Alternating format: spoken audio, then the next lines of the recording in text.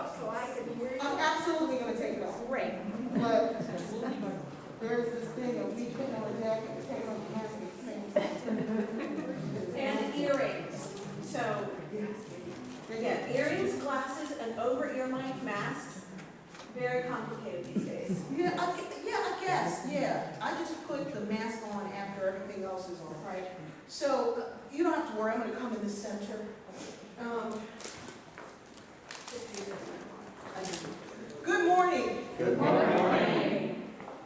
Are there any questions or comments before I get started? Woo! Because you're going to be doing the work. You look cute. Thank you, Sean Hal. I can't believe when that choir sang. Were you thinking Mr. Morris? Yes. It was our high school choir all over again. It was like, oh, it was. I was just ready to like get up there and go. Soon will be done me with the.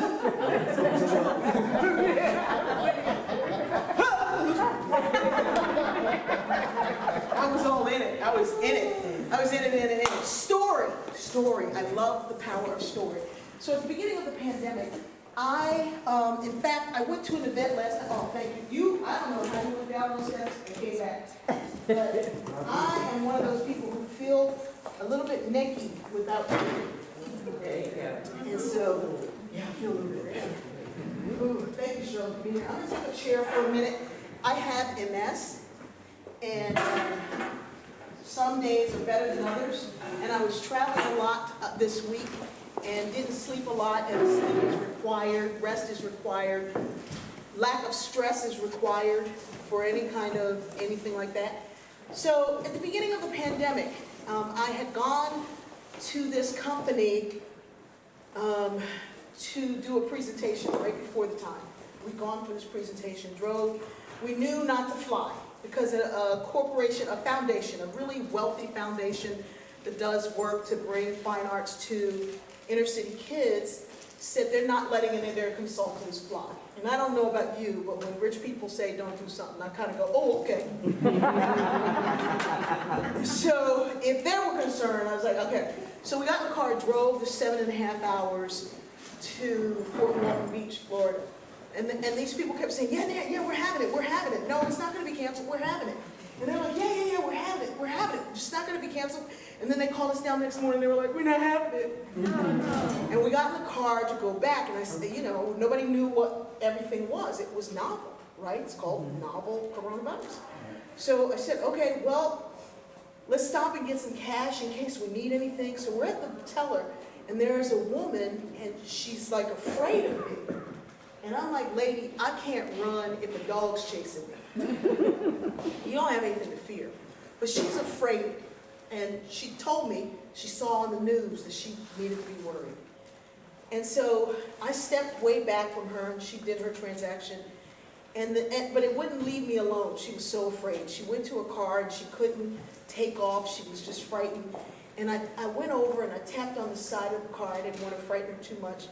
And I said to her through the window, can I pray with you? And she was like, what? I said, can I pray with you? She's like, you pray? And I was like, yeah. Some of us do praying.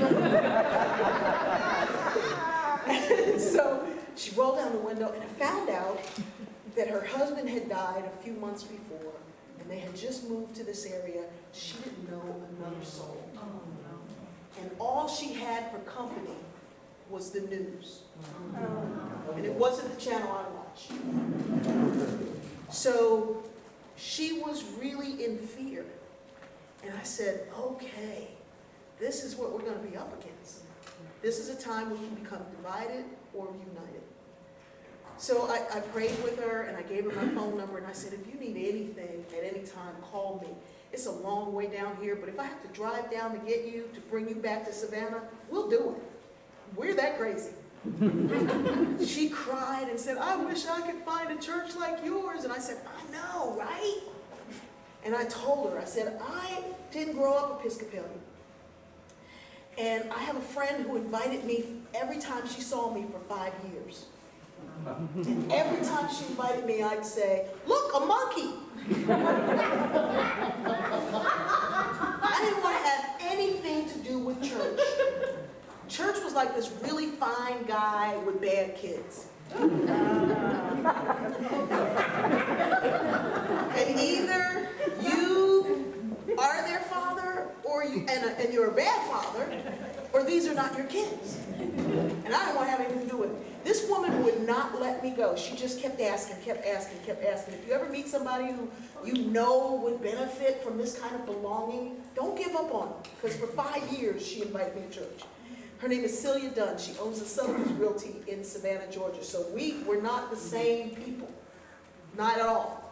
You know, no. And she's from one of those families.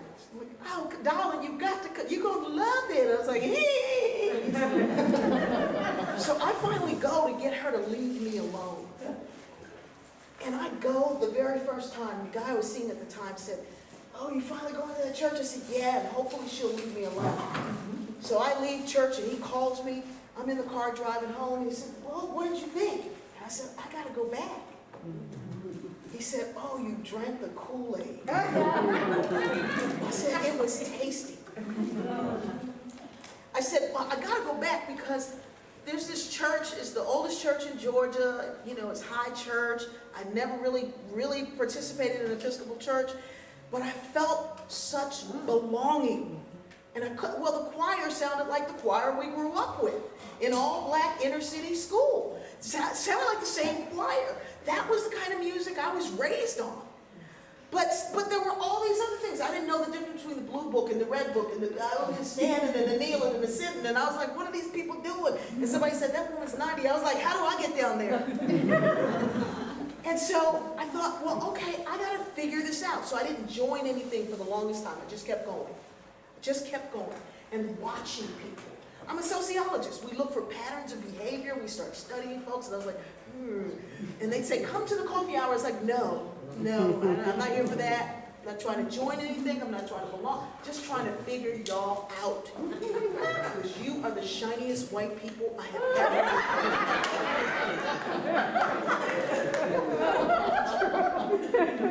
met. So I keep going. And I realize that people are layered, very layered. And I said, either they're extremely shy, or they don't want anybody else to know how good this is. Because I had gone to church every day, most of my life, for like 6 days a week, and had never felt that kind of worthiness. Never left without feeling like I was just filthy and nothing, and I was never going to be good enough. Never felt it. And that kind of love is the love that the world needs to know about. That you all were out on Lafayette Square or at the Russian embassy or that you're at these places. We are too steep in our past and what we didn't get right. And we can't embrace the fact. I am now, after saying I was never going to church, I'm a postulant to become a deacon. And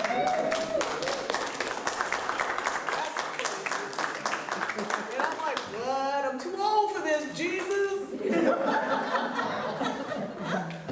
So all of this keeps happening, and I keep looking, I keep seeing. And somebody said, well, it's just a shame the deacons, we can't consecrate the Eucharist, and we can't do this, and we can't. I said, do you know I grew up in a church where a woman could not step up there at the pulpit unless you were handing a man a glass of juice? Do you know what liberty we have? Well, yeah, I don't like it that way. Be quiet. Nobody knows. All we know coming in being so hungry is that we need more of it. And so there's no point that your lives are not necessary. That what you have, wherever you are, whether you're Episcopalian or Presbyterian or Jewish or Native American, whatever it is, we need it. The world is in need of it. Amen.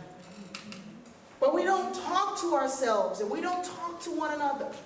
So I'm driving back and I said, what am I going to do? As I'm driving, the phone's dinging, I'm getting email, and people are saying, oh, here, this is canceled, this is moved, this is canceled. And by the time I got home, all my work was canceled for the rest of the year. And I said, I can either crumble and die or figure it out. And so I asked myself, what do I know and what does my community need? There's an Arabic proverb that says, when a person seeks their purpose, the universe conspires to answer. I asked the question and my phone rang. There's somebody on the other end saying, I'm not going to make it through this. I'm going to take myself out. I'm calling you because you know how to inspire hope. Will you just talk to me? And I was like, well, that was a quick answer. So I talked. And I started sharing stories because we're wired for narrative. We are neurologically wired for narrative. It's why when I tell a story, your mind automatically goes to the story and you go, oh, that happened to me one time. We're wired for that. We're wired to be together. So then I said, oh, well, I know how to sew. And I was sewing some masks out of some fabric that I learned to sew a few years before because I'd had a head injury. And most people come out with a new language. I could sew. I'd never sewn before, and suddenly I could sew. So I said, I know how to sew. I had this fabric that I printed for Seattle Children's Hospital. I said, I'll sew masks for them. This was before anyone mentioned that there was a shortage. I started sewing masks. I said, I know everything there is to know about race. I've got a PhD in stratification, the unequal distribution of wealth, power, and prestige in a society. And I said, nobody's going to want to talk about race in a pandemic. I crossed it off my list. And a few weeks later, Ahmaud Arbery was killed 45 minutes from where I live. And my phone started ringing. Folks from Pakistan and India, and Korea, and Brazil. And I said, how are y'all hearing of me? And they were like, those stories. What are you talking about? I had decided since I couldn't sew and talk to people on the phone, I would record the stories and post them on social media so that those 5 people could see them any time of the day and watch them anytime. All 5 of them. All 5 of them. And then I'm getting these messages, my phone keeps dinging. I said to my daughter, somebody's hacked my phone. She said, no, look, you're going viral. This one has 1 million views. And she said, you've gone viral. I said, I don't have coronavirus. I didn't know. I had never used social media like that in my life. I had no idea. So I thought, oh, okay, so now I'm talking to 6 people. She's like, no, it's a lot. So I started sharing these stories every single day. Then some of these people started writing back comments, their whole stories. They would write back, that happened to me one time when I was little, and I was like, they got whole stories. And then I thought, well, I gotta let them talk to each other. But I need to do it in a controlled environment because social media can be toxic. So it took me 3 months to reverse engineer the divisiveness out of the community. And people would say, oh my God, this is so safe. I said, safety has nothing to do with this. This is about love. If you engineer for safety, you're going to get chaos. Because safety is the opposite of that. But if you engineer for love, the opposite of that is fear. And when people come in fearful, we go, hey, we're not doing that. First night, somebody came in and said, well, it's nice that they can talk about how sad it is. As a black woman, we don't have that opportunity. I said, I understand how you feel, baby, but she just shared something beautiful. Is that your response? Yeah. Okay, we're going to block you for a minute. You don't block forever. You'll come back. She wrote to me and said, I'm so sorry. That place was so loving. I said, yeah. But it can't keep being loving if you're not loving. So come on in. So then there's like 4,500 people who every day go in sharing stories. They go in and they share a story, and somebody hears a story and they go, oh, that happened to me. This reminds me of this story. And so this story thing has become a thing. And we've learned to share through that. So I'm going to tell you a story. And then you're going to get to tell stories. And let me just tell you the rules of engagement. I did this 2 weeks ago now, also in and presiding Bishop Curry was there. No pressure. I got Bishop. I am not ordained. I don't know how to tie that thing. Thank God. I was like, it's the different tie. Because I gave you the priest She tie. gave me the priest tie. I was like, we're not allowed to wear the priest tie. She was like, it doesn't matter. I'm like, yes, it does. So there are rules of engagement because we are Episcopalian. Thank you for getting that. Decently and in good order. Yes. Tammy, where's Tammy? Are you here, Tammy? Right here. Okay, there you go, baby. That's my niece.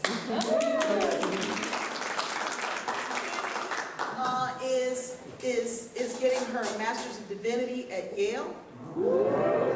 I say that because I'm bragging. She won't brag. I'm so proud of her. I don't know what to do. Man, but I read her first papers going in. I was like, what?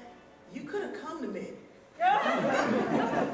Why do you want an MDiv? Because I want one. And now her writing is so layered and filled with the story of life. It blows my mind, and I want your book. I want your book so badly. So, the rules of engagement. You will have 2 minutes to share a story. One of you will be the storyteller, and one of you will be the keeper. You can turn to someone or find someone else if you want to. So the storyteller is telling the story. The keeper is listening. You cannot interrupt. You cannot ask follow-up questions. You cannot say, well, you just listen. And the power of listening is that it will unlock some things in you. Those are the rules of engagement. There's a storyteller and a story listener. So let me tell you a story. The story I wanted to kind of get to today, but I really, I didn't have time and I can't process it. And so I haven't told this story because I hadn't been able to process it. But, you know, the preacher preaches to themselves first. And in Wilmington, Delaware, where Sean and I are from, there's a swimming pool, and it's in Price's Run Park. And that swimming pool, President Biden was the white lifeguard at that black swimming pool. Yeah. He's all right. He was white. And back then, our eyes were not adjusted. We didn't know that white could be cute. You sir. I blush behind this mask. So, Price's Run Pool is in Price's Run Park. And it runs the length of our city from all the way to from Market Street all the way down to what's called Riverside. And Riverside Projects is a project housing, but Riverside is Riverside because it's by the river. So I one day asked an elder, why is this called Price's Run? Why is it called Price's Run Park? It's such a strange name. And she said, baby, you don't know? And I said, no, ma'am. She said, that's where Mr. Price had to run. I said, what are you talking about? She said, well, they lynched him. And he ran from Market Street all the way down to where that pool is, and that's where they lynched him. That's why it's called Price's Run, because it's the length of that run. Now, most people in our city don't know that story. My family doesn't really know this story. I had an uncle named Sonny, my mother's brother. And one day we never saw Uncle Sonny again. And I said, Mommy, what happened to Uncle Sonny? And she said, they got him. I said, what are you talking about? She said, well, you know, Uncle Sonny was, he was different. And they lynched him. She said, they didn't hang him, but they beat him to death. And I said, how come we don't talk about Uncle Sonny? And she said, because we're ashamed. We don't talk about it because there's so much shame around Uncle Sonny was gay. She said, now I love Uncle Sonny. I love that he was who he was. But the family hides behind that shame and why he died and the way he died. And there is shame on both sides of our fences. And I said to my sister a week ago, do you know the story of Uncle Sonny? And she said, I never heard how he died. My sister is 77. I said, well, Mom said he was lynched. She said, oh, dear God. I knew something happened violent, but I didn't know. We never talked about it. I said, his price is run. We all have these things that we are ashamed of, that we can't place in a place. And even though we were not the perpetrators, there's still shame. And I think a lot of our stuff in this country is the shame. And so I want you to find a partner. Anybody near you or far, you can go find a partner. And I want you to share for 2 minutes, Tammy's got time, a story where you've kind of put up a wall around your shame. I know this is a lot to ask. It can be about someone else. You can say, I can't talk, you be the teller. But right now we're going to tell a story of something that we kind of hid behind, something we're afraid of. You got 2 minutes, find your person. I'll give you 30 seconds to find your person. And then you got 30 seconds to tell, you got 2 minutes to tell your story. Find your person. You have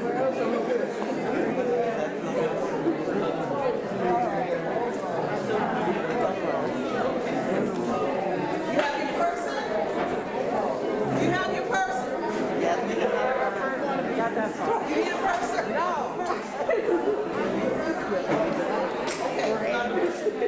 All right, your time starts now.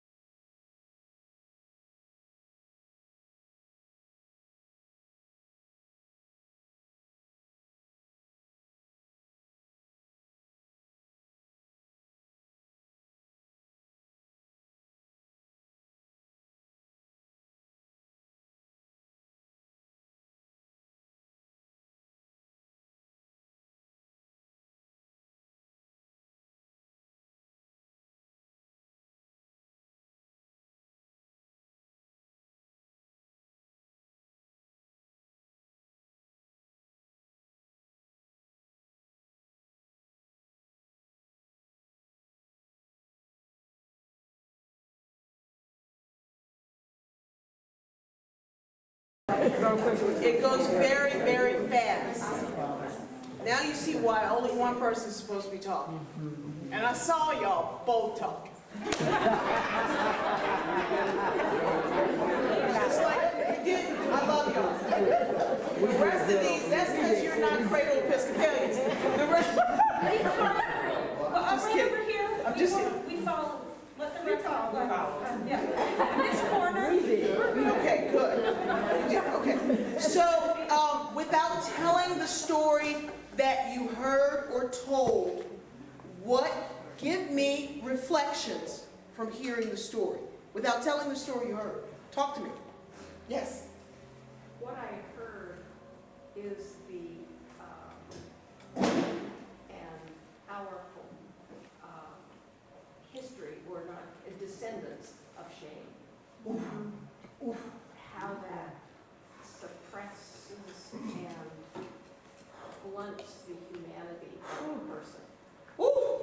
Did you all hear that? The history, the outcome, the descendants of shame, and how it blunts a person going forward. That's powerful. Talk to me. Anybody else? Yes? Father, when you look at an individual, you encounter an individual who seems to be polished and put together, that when you take the time to listen, those layers really begin to pull back, and you look at a person never really understanding or having an idea initially of what they've been through or their story. You can't see what people have been through. Yeah. You don't know how they got here. Woo! I have chills. Yes? The most bravest thing that anyone's ever done, that I've ever heard, and beautiful, that supported their family, is something that they could be ashamed of still. Ooh. Do you hear that? No. That the bravest thing that someone's ever done, that she's ever heard, is still something that they can be ashamed of. Wow. Whew. Yes. Fear of authenticity. The fear of authenticity. That is one of the things that I walk up to that pulpit with, and thank you, Jenny, and thank you, my rector, Michael White, who's like, be yourself. And I'm like, ooh, are you sure? You gonna let me loose? There's a fear of it. And that's what we were supposed to be. The world's so much more beautiful when we're ourselves. Talk to me. Anybody else? Yes. I heard a story about a loving and forgiving father. Yes. In a time of, that could have been distress and pain, chose instead to love and support. You are preaching right now, my brother, because the opposite of shame is forgiveness. Somebody can be on the other side forgiving. How much easier could we walk through this life? Yes. What I heard peeled back layers for me, because so often when we're listening, we're thinking how to respond. So if, and then the other person's not free to unfold. Yes. The standing beside, as opposed to how can I help?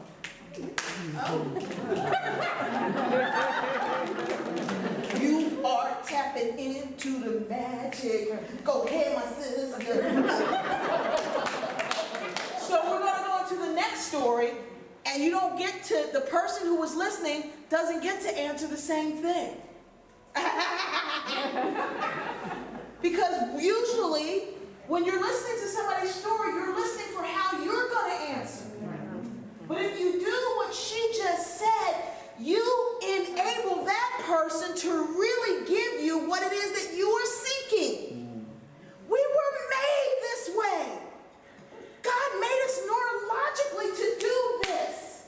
But we're like so busy, like, okay, that's why I love Lent, because those 40 days I can unpack that ego. Tell it, sit down. Stop judging. There were some people in a room next to me partying down. I was so tired, I needed to sleep. They were like, woo! Woo! They were yelling across the beach. Is that you, Bookie? Yeah, that's me, Ray Tay. I was like, this is not how hotel rooms work. There was an adjoining door. I was going to knock on the door and just tell them about themselves. And then something said, no, tell yourself about yourself. Remember the first time you were in a hotel? The choir went on a trip. Mr. Morris took us to Danville, Martinville. We went to Detroit. Then we flew to Bermuda. The choir went all these places. It was when Elvis Presley died. And they said on the news, the king of rock and roll is dead. Our music teacher said, oh Lord, little Richard has left us.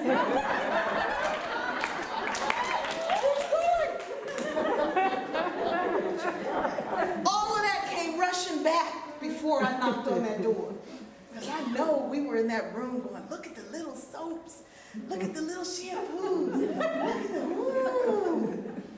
I said, oh, all right, I'll sleep tonight. Came back. I went to sleep. They were somewhere else partying. I was like, thank you, God.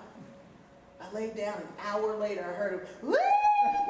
They were there. Kanye is a musical genius. I was in the room going, no, he is not. God, please, no. I can smell smell marijuana coming out of my door. That stuff gives me migraines. I get sick. I was like, oh, now I can call the police, because is this legal? I was doing all of that. And something says, stop it. Stop it. Be still. Got up, I put a towel under the door, and I just started praying. Lord, forgive me. Bless them, forgive me. Bless them, forgive me. I went back to sleep, only for an hour, but it was 2 hours, but it was deep, deep sleep, sleep that I needed. And I got up and I was so grateful that I didn't do what we're calling a Karen, and I don't like that Karen name because my favorite teacher, your favorite teacher is Karen. Karen unleashed the truth in us. And she is Episcopalian, and why she didn't invite us to church, I don't know. Probably because she knew we shouldn't have been up in there. But she took us to every other church. We went to Swedenborgian churches, Jewish synagogues, we went to every. She never took us to an Episcopal church. She was like, you heathen. So I want you to the person who listened the last time, I want you to tell a story of a time you were quick to judge. Yeah, Kim. Yeah. Tammy's handsome husband just came in. Look at my nephew in love. And your time starts, Tammy. Your time starts now.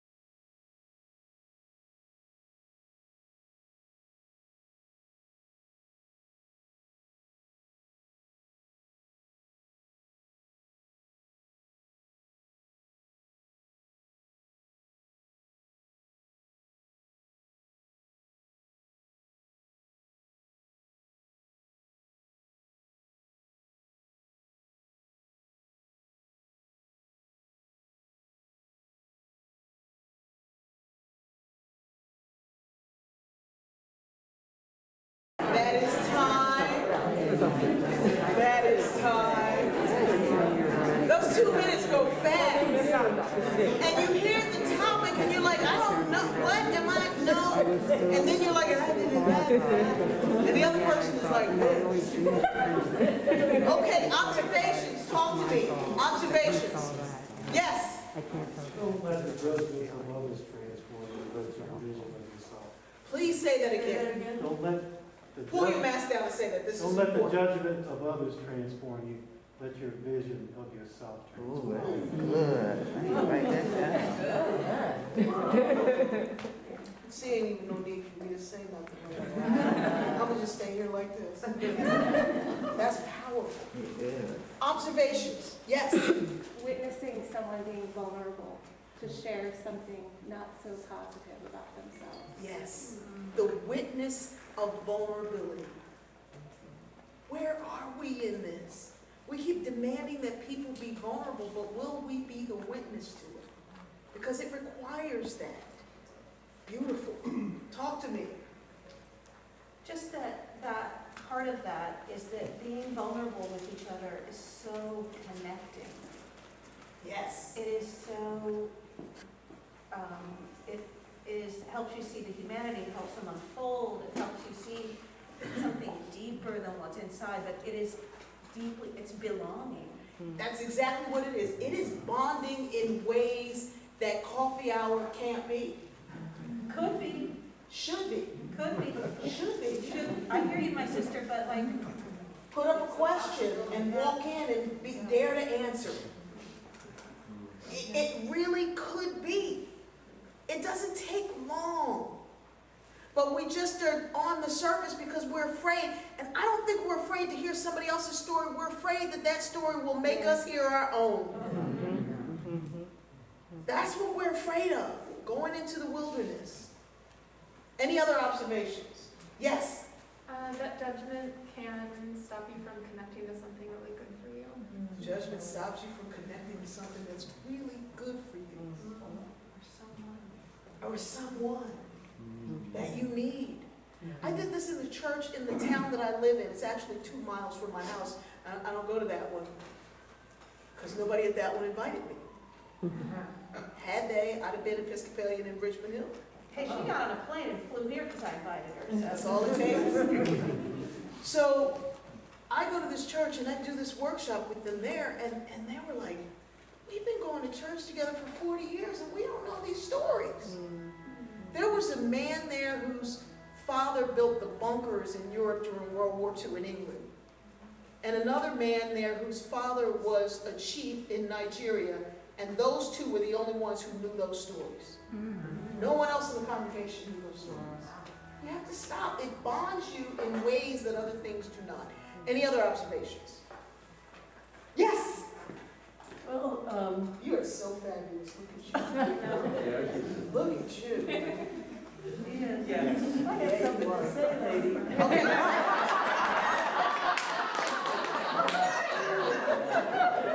Yes, I take that. Okay. So this guy, my husband, shared with me an observation about somebody about 2 or 3 weeks ago, and it was very strongly negative. And this is not a strongly negative person. And I'm listening to him, and I realized, wow, this is not who he is. But then I began to kind of agree with it. And then it turns out, 2 or 3 days later, he said, you know, this is another side of it. He went to a friend of his and checked out, I didn't let know, but he went to a friend of his and checked out his judgments. And so now he comes back with a wider picture of both the human stuff of interaction and owning the whole piece. And so he did all that work, and yeah. We didn't know, and here it was. Yeah. That's beautiful is exactly the word for it. It is beautiful. Beauty is symmetry. Beauty is balance. It is literally beautiful. Thank you, thank you, thank you, both of you. My friend Shirley is here. And I have to tell you a story about Shirley, and I have to tell you a story about how I heard the call to the diaconate. Shirley is connected to this story. Shirley's son is my brother. Shirley didn't have children in different places. He is my brother in God, in Christ. He is truly my brother. And we took a trip to South Africa. One of my favorite, it is probably, I don't like to have favorites because they lead to preferences and preferences lead to prejudices. I just threw that in for free. But of all the trips and the places that I've been, that was the one that for me, my mind always goes back to when I need to find a place and the peace in my heart. That's the trip. And we had a great time. There was one time we went on safari, and Marlon had lived in South Africa, so he knew all kinds of people. He knew former police officers. He was involved with the Reconciliation Committee with Desmond Tutu. So he knew all these people who had been on either sides of the whole thing. And so this was like a trip like no other. We were able to talk to police officers who had been a part of the brutality, who were now being reconciled. And one of them led us out on safari, and we were having a great time. We went to this restaurant, and this dog kept coming in. The dog kept coming in the restaurant. And Shirley, who I call Nancy Wilson, because look at her, she looks like Nancy Wilson. So she's like, excuse me, could you please move the dog out of the restaurant? And the owner was like, will you smell my willow? So he gets the dog, and the dog keeps coming back. She says, excuse me, this dog keeps coming at my feet while I'm trying to eat. Could you please move the dog, please? We're like, look at Nancy Wilson. She is so bad. The dog came in the third time. She said, listen, if you don't come get this dog, you're going to wish you could. We were like, what happened to Nancy Wilson? So my brother Marlon, who has been my dear brother for probably 40 years, and Marlon called and said, sister, I need to talk to you. And I said, okay, let me stop doing what I'm doing. And he said, my wife and I are going to go through a divorce, and it is trying, it is difficult. I would like you to come to court and pray with us. And I said, okay, and they lived 5 hours away, and I got in the car and I went there, and I went to pray. But really what I realized was that he was wanting me to hear what he had been going through and had never said anything. And it was a doozy. And so it was continued to the next day and the next day and the next day, and I checked into the hotel that was right by the courthouse, and then I said, well, if it's going to be next week, I'll come back next week. And he said, would you really come and pray? And I said, Marlon, I'm not going on a fast, because these kind can only come out through prayer and fasting. It was woo, like I couldn't believe it. So I began to pray and fast, and I didn't know how to do Episcopal fasting at that point. I was only Pentecostal fasting. I was on day 25 of a 40-day fast. Water and juice only. And so, but I was really praying for him and praying for them and praying for the hardship. And I heard the Spirit of the Lord saying, there's more. And I was like, what? More? No, there's more. And I was like, come on, God. I'd have raised those five adopted kids. I've done all this. I've done that. You really think I need to do more? I'm old. I'm tired. I can't. There's more? I was like, no. The next day, my rector calls and says, I need to talk to you. And I said, okay. And I was on the vestry at the time, so I thought, some vestry business. He said, well, no, I'm going to come out to you. And I was like, well, this is different. So we met in the coffee shop, and he said, I got to tell you this. He said, I really feel that God is calling you to more. I was like, Jesus, you sent Michael after me?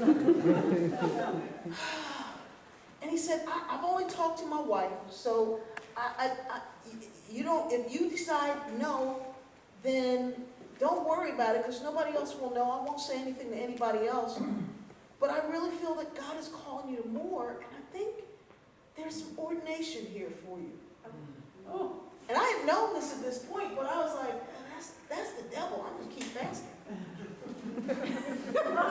And so Michael said, you can go and pray about it and seek what God is saying to your heart. And we were in a Starbucks, and I said, I don't have to pray. I'm going to get some food. I'm eating. Fast over. Because this is what it was about. Imagine going in for what somebody else is going through, and through that, you hear your own call.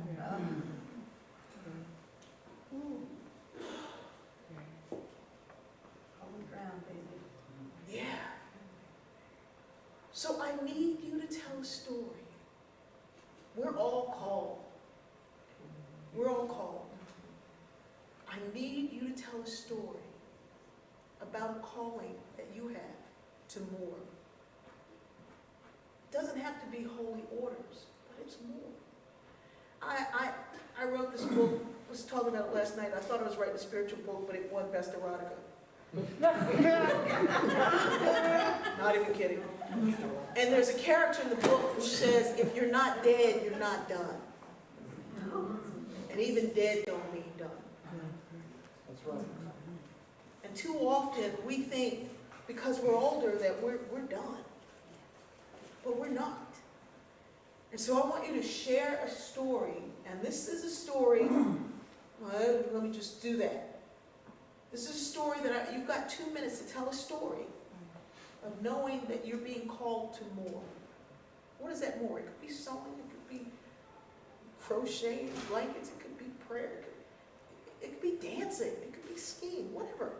What is the more? You know what it is. Share the story. You've got 2 May I minutes. say something first? Yes, please. When Bertice stepped off that flight in South Africa, I was so impressed. I was already there. And when she stepped off with this little bag, a carry-on, I couldn't believe it. You know, she didn't have to check. And she taught me how to pack with a carry-on. And you know, this is great because a lot of times your luggage doesn't get there, it's lost or whatever. And I remember going to one of my conventions and my sorors were just so excited. They said, well, you're gonna have to do a workshop. And I said, it goes back to Bertice Berry. And we were there for a month, weren't we? That's right. One bag. Wow. That's right. One bag. So unpack your story of being called to more. You've got 2 minutes.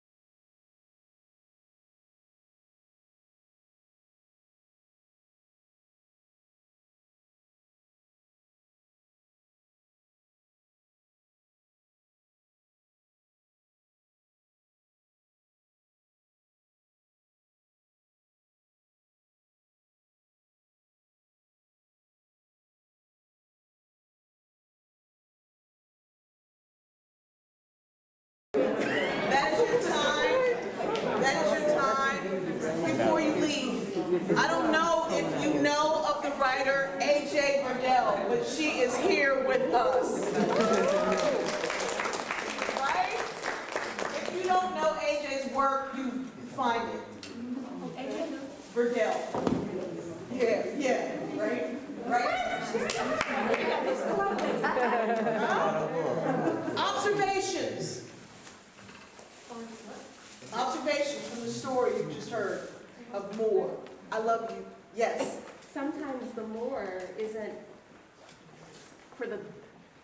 not the best thing for the greater good for the person. Sometimes it's the individual decision that Yes. goes against what people expect you to do, right? Yes. Yeah. Ooh.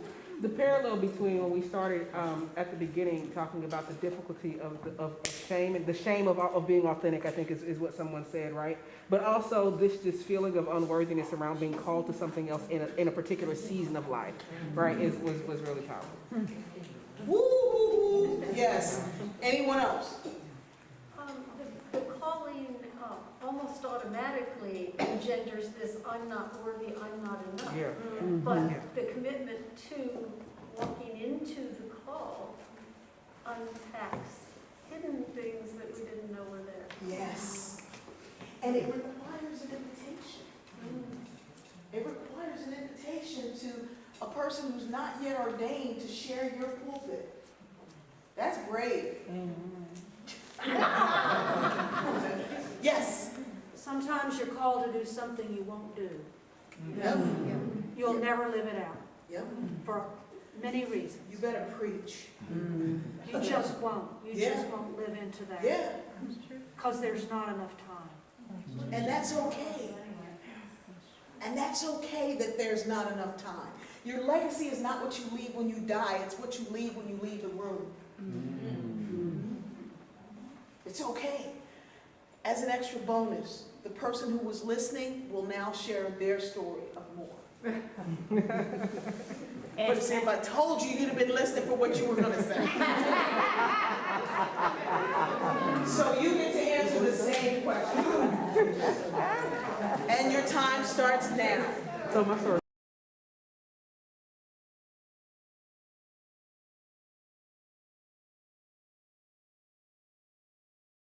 An opportunity to talk to someone you know, who you can give a call to someone and ask the questions and have the conversation back and forth with one another.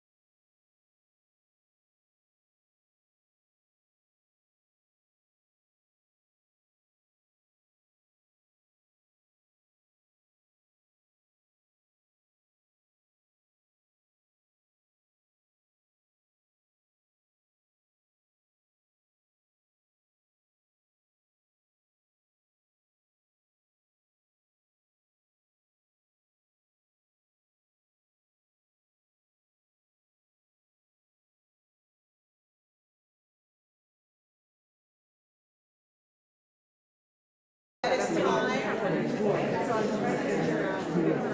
That is time.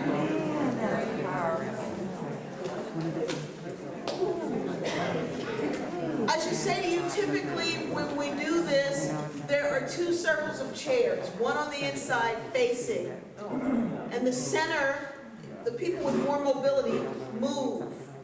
You take a move to the right, and you get a new person each time. And that way, you get to talk to everyone in the room. So this is something that you all will continue to do throughout the season of Lent. You can share stories this way, and you move. The technique is just knee to knee. The questions can change, they can be whatever, but there is a maxim that when a story is told, a painful story is told out loud, it sets somebody free. Usually the listener, always the teller. And so it takes a person who can share a story, that kind of ignite a story, because it opens you up. If the person leading it is free to share a story, then you become a little bit less timid about doing it. But it's really nice when you've got knee to knee, and you try to do it with those who have less mobility on the outer circle where they're not moving, and those on the inside moving around to each person. So it's really intimate. It's difficult to do in COVID. Just because, you've got to be up close and listening and what have you. So, observations based on, yes? So, this is the paradox. This is the paradox of God's economy. Ooh, come on. God asking you for more, ends up filling you up. Yeah. There you go. You give more, you end up filled. Yes, This is, you have to, when you give it away, yes, get it. yes, yes. This is the paradox, and I heard it right here in our little trio. Woof. For the first part of this whole thing of the diaconate and all of that, it was like, I can't, come on, God, I've done this, I made coats for the homeless, I'm tired. I got MS, I'm broke down, I'm tired. And then it occurred to me, it wasn't you gotta do more, I'm giving you more. Yeah, that's good. I was like, I gotta know. That's good. My family has expanded so that people will get in their cars and drive to come be with me. What the what? I got sisters and family. The more is not I gotta do. And somebody told me today, I don't know if it's, they came by and said to me, you are full up. You're full up, and you're so full that you pour it out and you get full again. That's God. And I was like, yeah, that is the economy. That is the first, last, first. That's it. 2 loaves and fish, or can't remember, 7 loaves, 5 fish, whatever, you know the story. I do know the story. I call that story the miracle of the little boy. Because he's the only one that had lunch. All these people knew that Jesus could talk. How come nobody else brought a lunch? And then he was willing to share it. He didn't say, my mommy packed my lunch for me. She told me not to give it to nobody. Why? They should have brought some food. You hungry? Where your food at? He didn't do none of that. This kid knew that if Jesus could take this food and feed everybody else with it, he was going to eat. Right. Yes, that's it. That's it. That is it. It is so incredible. And then Jesus doesn't. This like when I read that now, it just unfolds in so many ways. In our church, we have this antique baptismal font, and so we're all standing for baptism, and then we have to sit down so we can actually see the child be baptized. The last time I read that, it was like, and Jesus says to the disciples, "Tell everybody to sit down." And I was like, "Ooh, how did I never see that before?" He was showing them how a miracle works, and he wanted them to see it. Yeah. He takes this little thing that's the solution and holds it up to the big problem. We look at the big problem and say we're not enough to be the solution. And Jesus is saying this little baby that's being baptized is the solution for all of you heathens. Because when that child is renewed, you get to be. And these little 3 loaves and 5 fish, they're not the problem.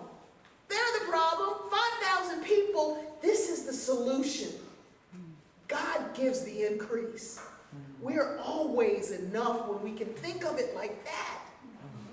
That little boy he shared his food. All we got to do is share the little we have. Hold it up and give thanks. You out on that plaza alone feels like nothing. Hold it up and give thanks. It's a granola bar and a bottle of water. Hold it up and give thanks. And it sends an echo to Savannah, and I go, who is this woman? Can you be my friend? She was like, I don't know who this child is, but yes. That was, I was writing you, oh my God, I think I love her. Yeah, More. She's speaking right to my soul. More is more for you. And give it away. Man. Giving it away fills you Completely. And Any other? manna. If you hoard the manna, it goes bad. Goes bad. So those of you, the story in the wilderness, when God's people have escaped from Pharaoh, and they say there ain't no food, and God makes it rain down, but if they take more than they need, or if they try to hold it, Like because they're toilet paper. afraid it won't go. Right. Yeah. It goes bad, but when you give it away, I'm just thinking, what if we preach together someday? That would be like the longest, but funnest sermon. I don't know how long it will My be. God. Podcast. Oh, my God. Ooh, she's gonna be on her, yes, talk to me. I hope y'all realize now, she jokes a lot about rich people, but Dr. Berry gets paid big bucks to speak. Why you say that? Well, because I'm going somewhere. I want y'all to understand that what you got here today was a real gift, Yes. if you embrace it. And she's manifesting what she's talking about. She gave you a gift, so she's going to be filled up, but embrace the gift you got and reflect on what you did here today, because she's giving you a real gift. She did that for me. Our lives are so transactional that I don't like it, right? And I really, the book that I will write, there will be 2 books that I write right before I die. One of them is called The One Who Got Out. I have to write it right before I die, because if I don't, my siblings will kill me. And the other one is The Power of Giving. I'm not going to have anything when I leave here.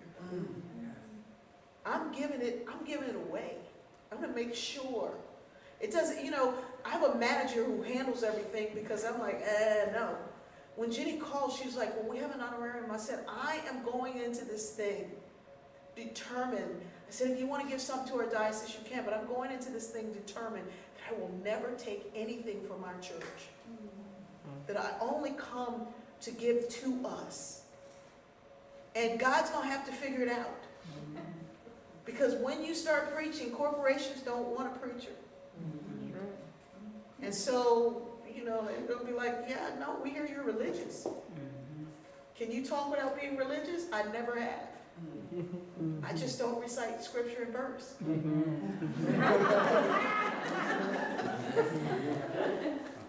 So, but we have to take a stand in these days.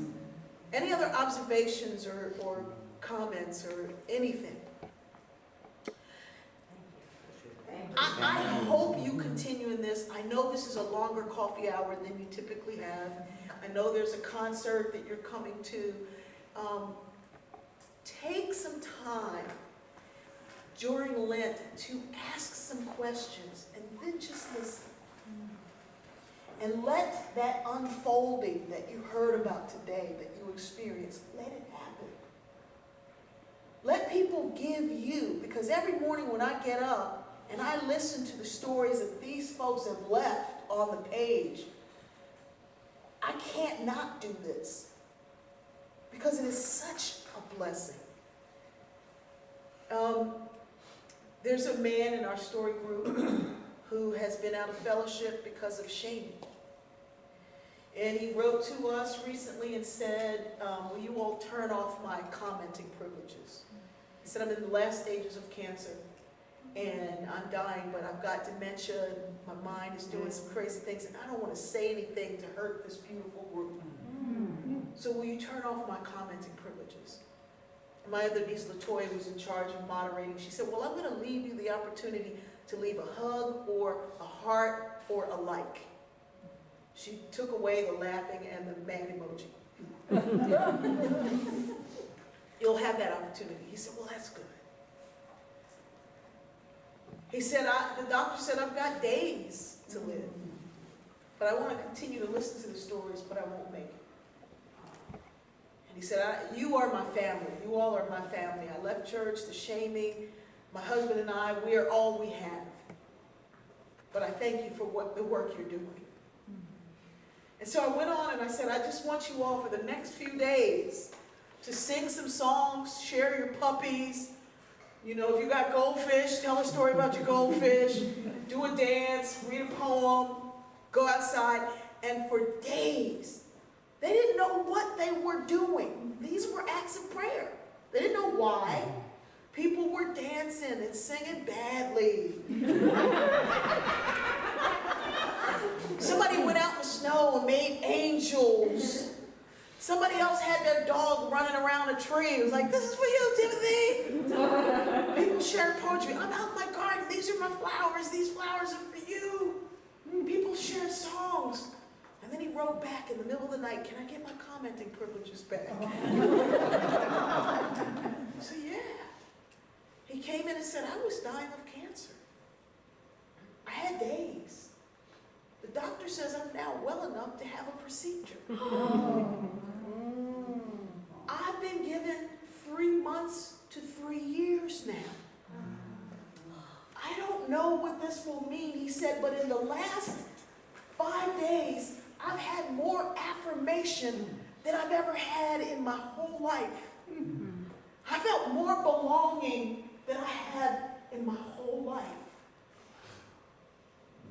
We come to church to get what we need, to go back to give others what they need. Everybody don't have to come up in here. But we can take this holy ground anywhere we go. We can take it. He's being restored. He's being renewed. He's in there every day. Oh, yeah, thank you for that. Ooh, that was good. Some of that dancing was like, ooh, don't. Or somebody, I used to be a burlesque dancer. I was like, don't post that. There was one of our favorite people. He put on a tutu and made a collar. And what did he say? He was the reverend of ungodly something. Oh, dear Lord. And he, yeah, right? And he's in the tutu giving a sermon. He's like, I'm just here to tell you, God is good. And it is so joyful and so, story is powerful. Your stories are powerful. We all think that, well, I just live this little life. No! It's absolutely amazing that we're still here. He said, I don't know how much I have or how long I'll be here, but it is well with my soul. So I love you all. I love you with all my being. I am your sister. I'm a member of this church now. I'm just down the road. We have direct flights from Savannah. And I am so grateful that you've opened your hearts and your pulpit and your time and your love to spend some of it with me. I can't thank you enough. Thank you so much.